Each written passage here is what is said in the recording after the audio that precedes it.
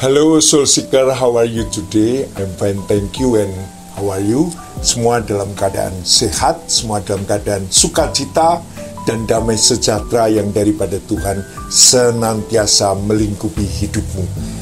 Soul Seeker, hari ini aku akan membicarakan bagaimana yang kadang menjadi kesukaran dirimu karena penilaian orang-orang gereja, yaitu kita mendekati orang-orang yang hidupnya amburadul, kita berteman dengan orang-orang pendosa, orang-orang yang tidak benar, dan ini menjadi satu kesulitan bagi diri kita sendiri, karena apabila kita ingin mendekati teman kita yang mungkin masih hidup dalam dunia hedonisme, dunia yang amburadul, mereka masih mabuk dan clubbing, dan mereka masih hidup di dalam dosa, tetapi hati kita ingin dekat dengan mereka dan menolong dalam segala kesulitan hidup mereka.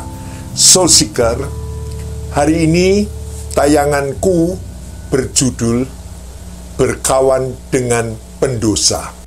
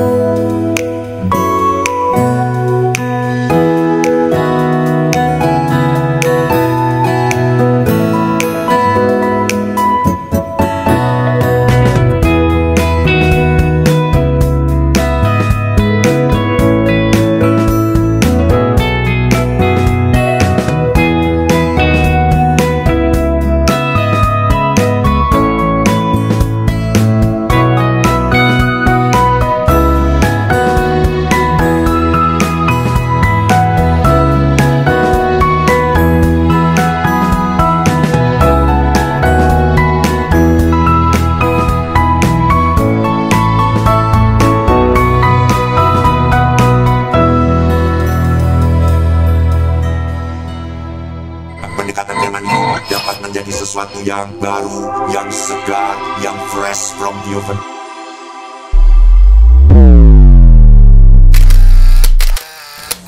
Yesus memang berteman dengan orang-orang berdosa. Yesus mendekati orang-orang berdosa. Dalam Injil diceritakan bahwa Yesus bergaul dengan orang-orang yang dianggap berdosa oleh masyarakat pada waktu itu, seperti pemungut cukai, seperti pelacur, dan semua itu tujuannya adalah untuk merangkul mereka, menunjukkan kasih Allah, dan mengajak mereka untuk bertobat dan mengubah hidup mereka. Berikut adalah beberapa poin yang menjelaskan mengapa Yesus berteman dengan orang-orang berdosa. Yesus datang memang untuk orang berdosa. Yesus sendiri mengatakan bahwa ia datang bukan untuk memanggil orang benar, melainkan orang berdosa. Dalam kitab Matius 9 ayat 13, di mana dikatakan, "Jadi pergilah dan pelajari arti firman ini, yang ku kehendaki, yang Allah kehendaki, ialah belas kasihan dan bukan persembahan. Karena aku datang, karena Tuhan datang, bukan untuk memanggil orang benar, melainkan orang berdosa." Ini menunjukkan bahwa misi Yesus adalah untuk menjangkau mereka yang merasa jauh dari Allah. Yesus menunjukkan kasih Allah dengan bergaul dengan orang berdosa. Kata bergaul berarti tidak hanya sebentar, tidak hanya beberapa waktu saja, tetapi bagaimana bisa akrab dan bergaul. Yesus menunjukkan bahwa Allah mengasihi semua orang tanpa memandang latar belakang mereka atau dosa mereka. Yesus menunjukkan bahwa pengampunan dan kasih Allah tersedia bagi siapa saja yang mau datang kepadanya. Yesus mengajak pada pertobatan. Yesus tidak hanya berteman dengan orang berdosa, tetapi juga mengajak mereka untuk bertobat dan mengubah hidup mereka. Ia memberikan contoh dengan tidak menghakimi mereka, tetapi memberi kesempatan untuk memulai hidup baru. Soul Seeker, kita patut tahu bahwa dosa itu membuat penderitaan. Dosa itu membuat kesukaran, dosa itu membuat hal-hal yang buruk menimpa mereka di akhir hidup mereka dan mungkin juga di pertengahan hidup mereka. Jadi yang namanya dosa itu pasti menghancurkan dan membunuh mereka. Oleh sebab itu, Yesus mengajak kita untuk bisa dan mau bergaul dengan orang berdosa supaya mereka bertobat. Ada firman yang mengatakan merampas mereka dari dalam api. Jadi tidak mudah. Yesus mengajarkan kasih dan belas kasihan melalui tindakannya. Yesus mengajarkan pentingnya kasih, pentingnya belas kasihan, dan penerimaan terhadap sesama. Penting ini, penerimaan terhadap sesama, bahkan terhadap mereka yang dianggap berdosa. Yang menunjukkan bahwa setiap orang memiliki nilai dan martabat yang sama di mata Allah.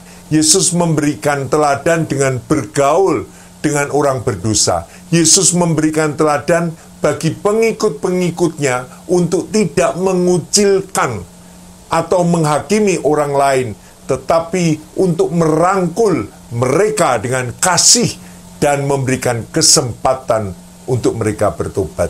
Jadi, tindakan Yesus berteman dengan orang berdosa, berkawan dengan orang berdosa adalah bagian dari misinya untuk menyelamatkan dan memulihkan mereka yang terhilang, serta mengajarkan kasih dan belas kasihan daripada Allah kepada semua orang.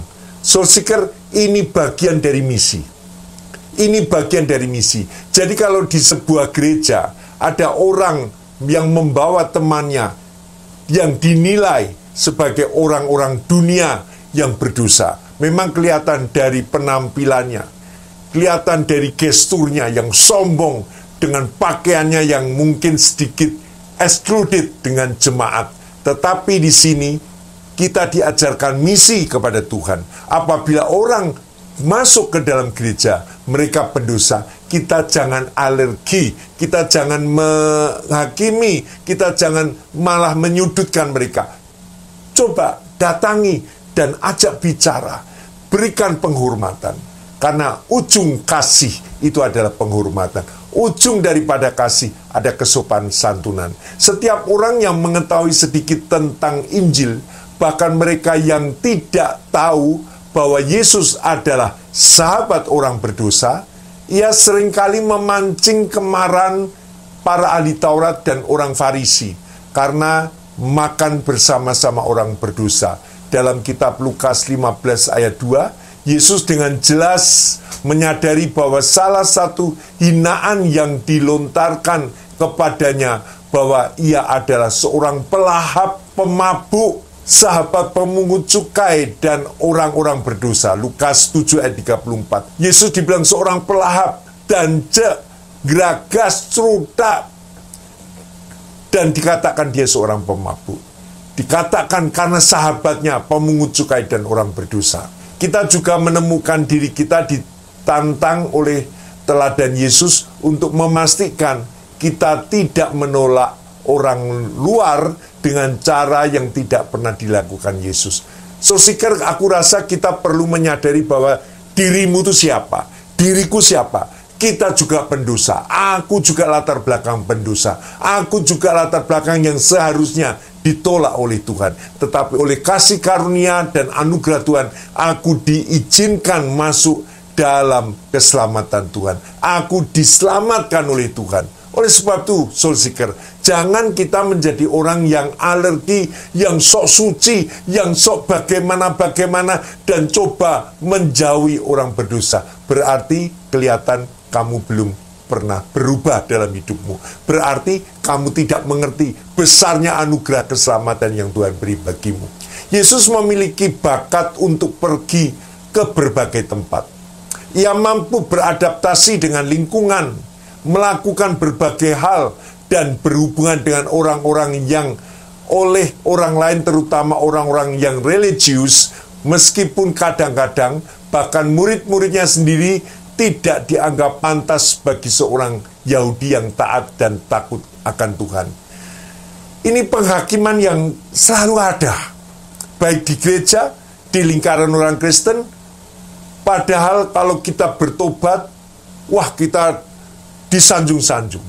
Tetapi ketika kita mau coba membawa orang-orang, teman-teman kita yang ada di dalam lingkaran orang-orang berdosa, banyak orang gereja justru memberikan penghakiman, menunjuk-nunjuk, dan mengatakan kita ini masih orang berdosa. Soul Seeker dari bepergian melalui Samaria untuk berhubungan dengan seorang wanita pelacur yang perlu untuk mendengar bahwa dia adalah Mesias, hingga menyentuh dan disentuh oleh orang-orang yang najis secara moral dan fisik, bahkan hingga duduk untuk makan bersama dengan pemungut cukai dan orang berdosa.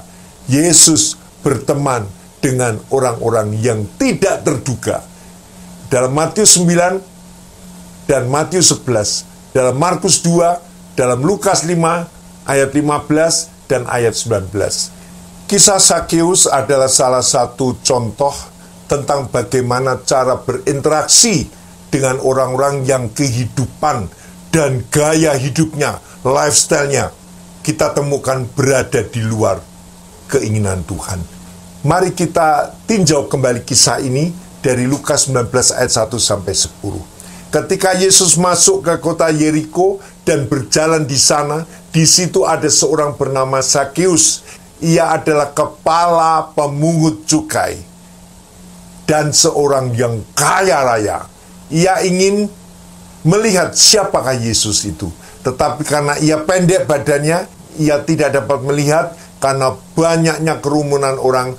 Jadi ia berlari mendahului dan memanjat pohon ara untuk melihat Yesus, karena Yesus akan datang melalui jalan itu. Ketika Yesus sampai di tempat itu, ia melihat ke atas dan berkata kepadanya, "Sakeus, segeralah turun, aku harus menumpang di rumahmu hari ini." Maka segeralah Sakeus turun dan menyambutnya dengan senang hati. Semua orang melihat hal itu dan bersungut-sungut. Ia menumpang, ia bertandang, ia bertamu di rumah orang berdosa. Tetapi Sakeus berdiri dan berkata kepada Tuhan, "Tuhan, lihatlah, setengah dari milikku sekarang ini akan kuberikan kepada orang miskin." Haleluya. Ini orang yang merasa dirinya tidak layak, bahkan dia tahu duitnya, kekayaannya pun tidak layak untuk membalas kebaikan Tuhan. Dia katakan, setengah dari milikku sekarang ini akan kuberikan kepada orang miskin. Dan sekiranya ada sesuatu yang kuperas dari seseorang, akan kukembalikan 4 kali lipat. Memang sebagai kepala pemungut cukai, ia ditugaskan oleh pemerintahan Romawi untuk mengambil pajak. Jadi misalnya pajaknya 50 juta, maka dia bisa menaikkan pajak itu menjadi 75 juta, dan itu 25 jutanya miliknya Sakeus. Jadi Sakeus kaya dari memblow up pajak masyarakat. Makanya dia katakan, jika ada sesuatu, sekiranya ada sesuatu yang kuperas dari seseorang, akan kukembalikan 4 kali lipat. Soul Seeker, apakah dia tidak sadar? Dia sadar. Justru dia mengatakan, sekiranya ada sesuatu yang kuperas, dia akan memikirkan siapa-siapa yang dirugikan, dan dia akan mengembalikan 4 kali lipat. Yesus berkata kepadanya, "Hari ini telah terjadi keselamatan kepada rumah ini, karena orang ini pun anak Abraham, karena anak manusia datang untuk mencari dan menyelamatkan yang hilang." Haleluya. Yesus datang untuk mencari dirimu yang hilang, dan Yesus datang untuk menyelamatkanmu. Jadi, Soul Seeker, Yesus yang klasik mengulurkan tangan kepada orang yang hilang, yang terpinggirkan, yang dikucilkan, dengan membawa akhir dengan suatu kebahagiaan. Sakeus tidak hanya diselamatkan, tetapi ia juga menawarkan ganti rugi atas semua penipuan yang dilakukannya. Di Israel pada zaman Yesus ada beberapa kategori orang yang dianggap sebagai orang luar, atau orang-orang yang dijauhi, dicemooh, direndahkan, dan dikucilkan, mulai dari seluruh kelompok masyarakat seperti orang Samaria, hingga mereka menjalani kehidupan yang tidak bermoral atau tidak etis, seperti pemungut cukai atau pelacur, umumnya disebut sebagai orang berdosa.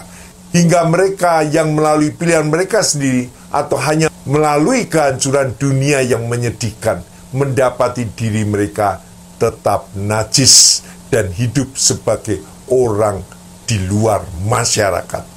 Pemungut cukai termasuk kelompok yang paling dicerca, dikucilkan pada zaman Yesus. Orang-orang Yahudi tidak dapat memahami mengapa ada orang yang memilih menjadi pemungut cukai. Tampaknya ini merupakan penolakan terhadap Tuhan dan orang-orang mereka sendiri. Mereka berpihak pada musuh, yaitu berpihak pada Roma. Memang pemungut cukai dapat membeli teman. Ada banyak pesta yang dihadiri banyak orang di rumah mereka. Tetapi pesta-pesta itu dipandang hina, najis oleh mereka yang dianggap takut akan Tuhan. Itu adalah pertemuan pemungut cukai dan orang berdosa. Tidak sulit untuk memikirkan beberapa kelompok orang yang mengalami keterasingan yang sama di zaman kita. Betul?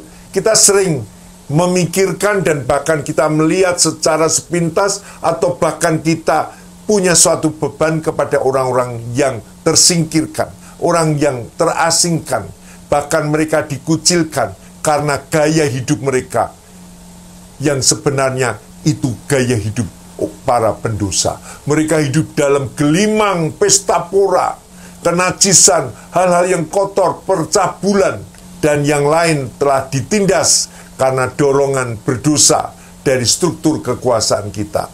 Namun ada sesuatu yang penting untuk dicatat. Sementara sebagian cerita terjadi antara Yesus dan Zakeus, ada sedikit potongan di ayat yang ke-7, adegan di luar, di mana semua orang melihat hal itu dan bersungut-sungut. Mereka mengatakan Yesus menumpang di rumah orang berdosa. Dalam Injil Matius, itu bukan sebuah gerutuan yang asing. Dalam Injil Matius, penulis mengingatkan panggilannya sendiri untuk mengikut Yesus. Ketika Yesus makan malam dengan Matius, banyak pemungut cukai dan orang berdosa datang dan makan bersama-sama dia dan murid-muridnya. Matius 9 ayat 10. Dan sekali lagi gerutuan rendah, ketidaksetujuan dapat didengar di latar belakang ini.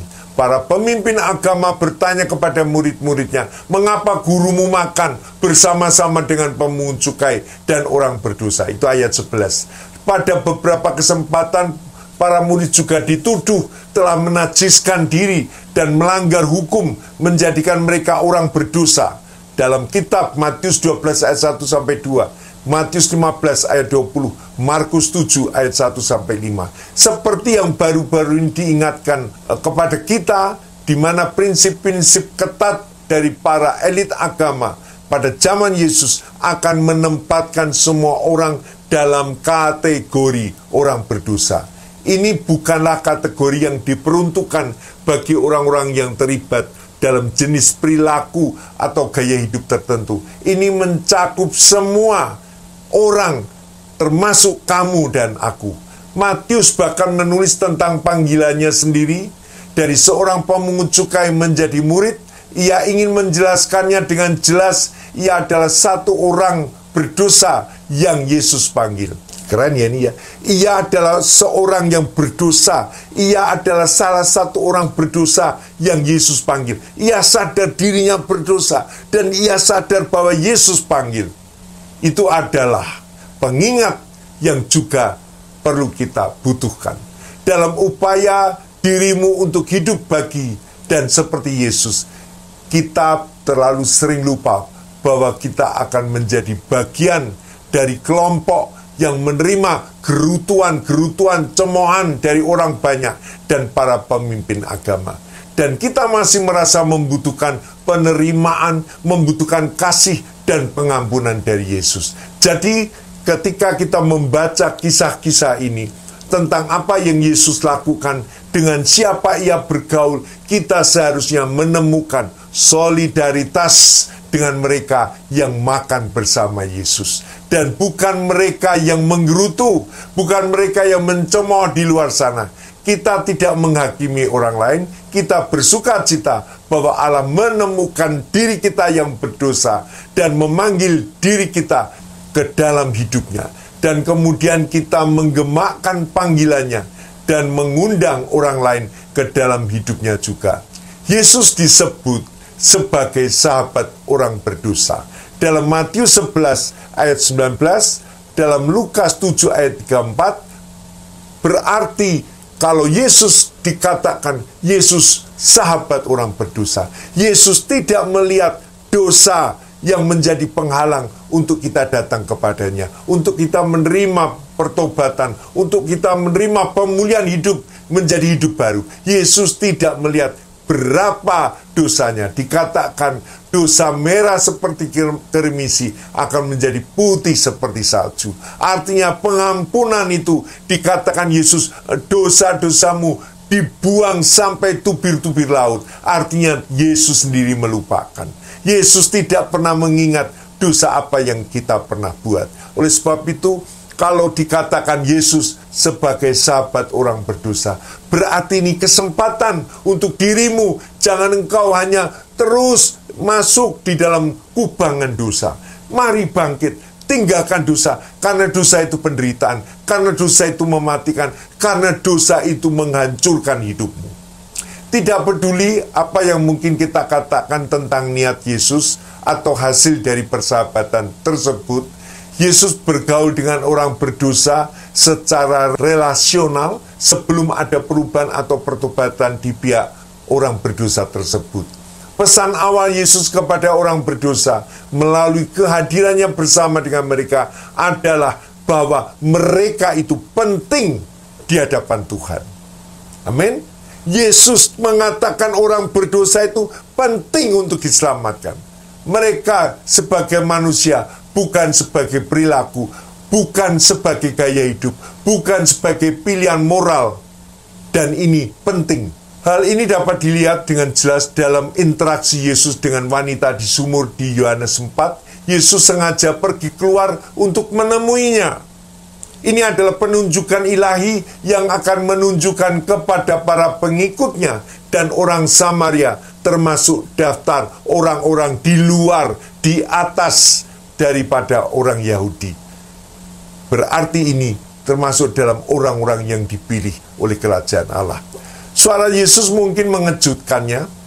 Dia tahu Yesus ada di sana. Yesus sedang duduk di sumur ketika dia berjalan mendekat, tetapi dia pikir Yesus akan mengabaikannya, terutama karena ras dan jenis kelaminnya. Orang-orang di kotanya sendiri tampaknya telah membuatnya perempuan itu menjadi orang buangan. Itulah sebabnya ia berada di sumur, sendirian di tengah hari yang panas. Dia adalah orang buangan, yang hina, yang najis dari yang najis. Tetapi tidak bagi Yesus. Tidak bagi sahabat orang berdosa. Bagi Yesus, perempuan ini penting, sangat penting baginya.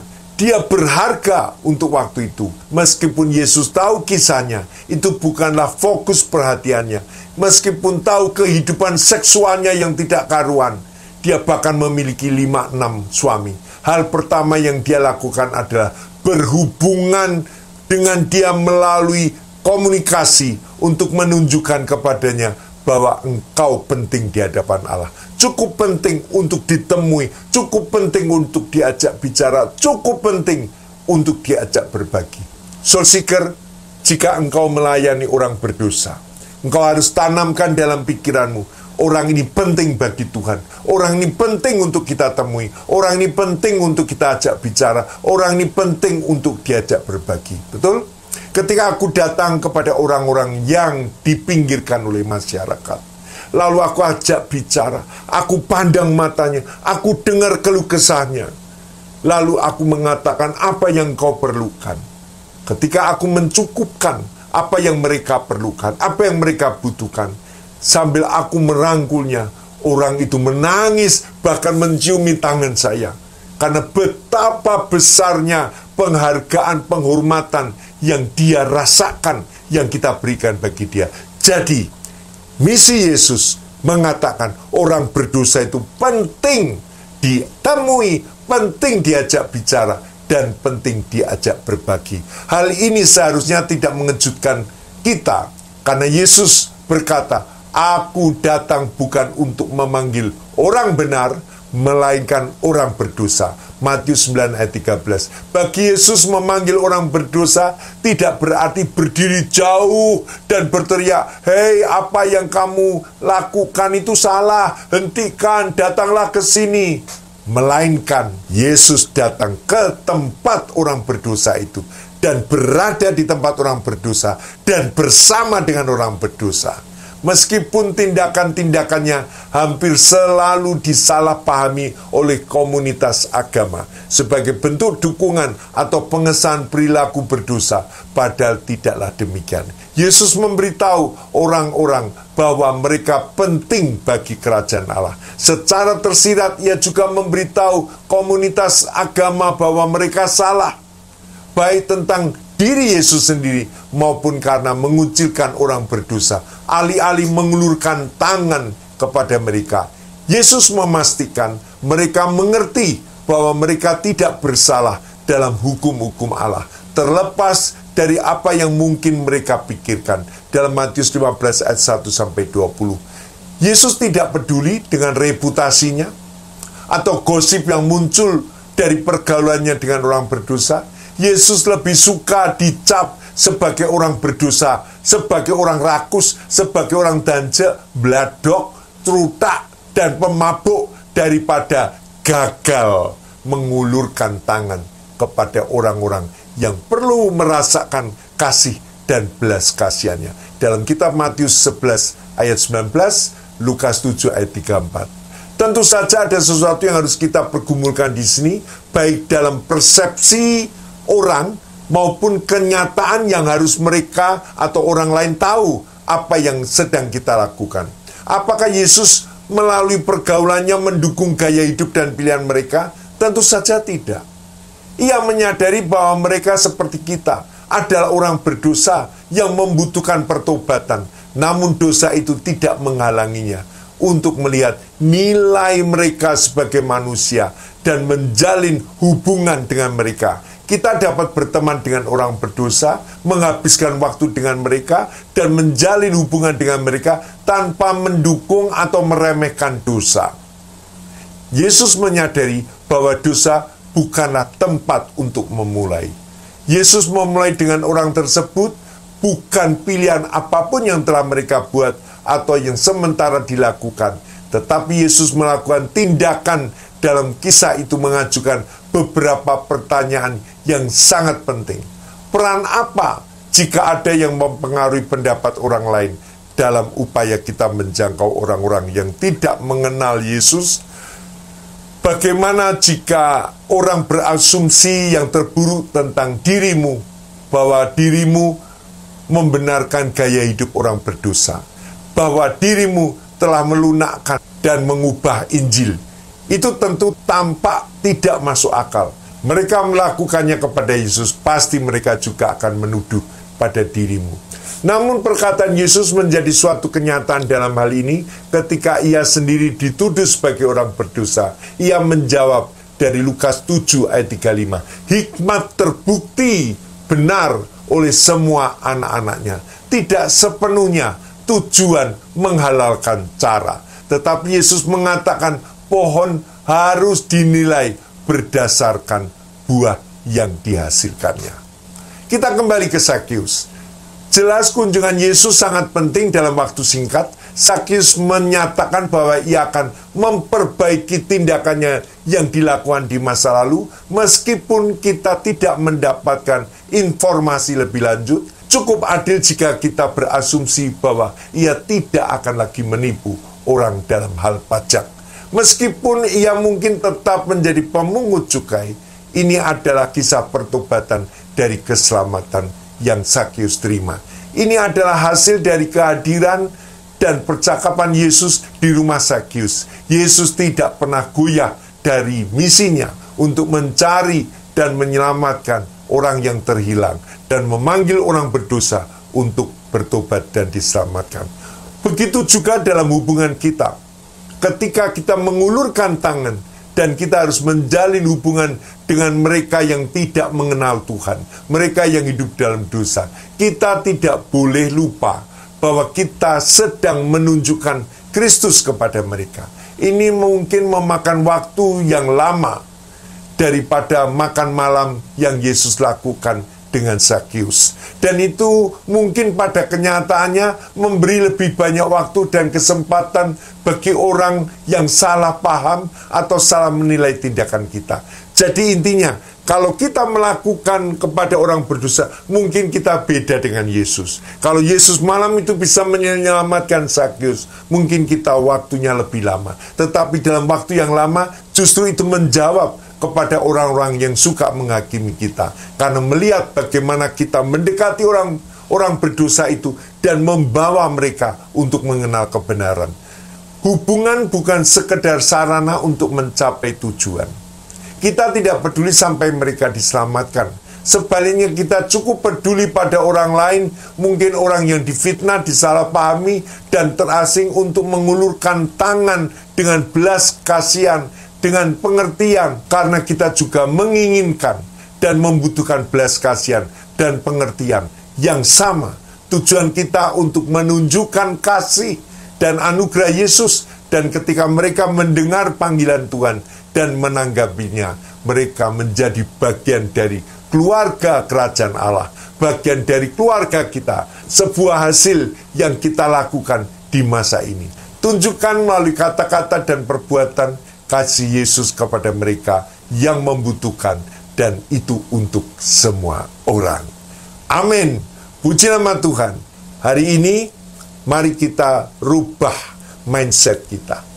Kepada orang-orang berdosa yang kelihatannya pakaiannya seronok, kelihatan dandanannya menor, atau yang laki-laki kelihatannya, waduh, badannya penuh tato, dan mukanya seram.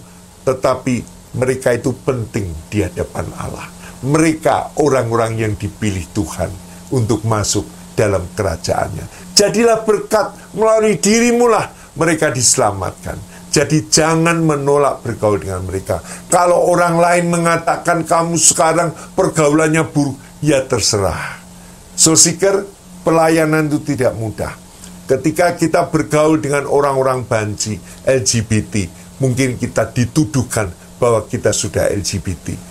Tetapi aku mau katakan, mereka juga membutuhkan keselamatan. Mereka juga adalah orang-orang penting yang dicintai Tuhan. Bukan dosanya, tetapi jiwanya akan diselamatkan Tuhan. Dan dosanya nanti akan gugur. Mereka tidak akan melakukan ketika ada damai sejahtera dari Tuhan.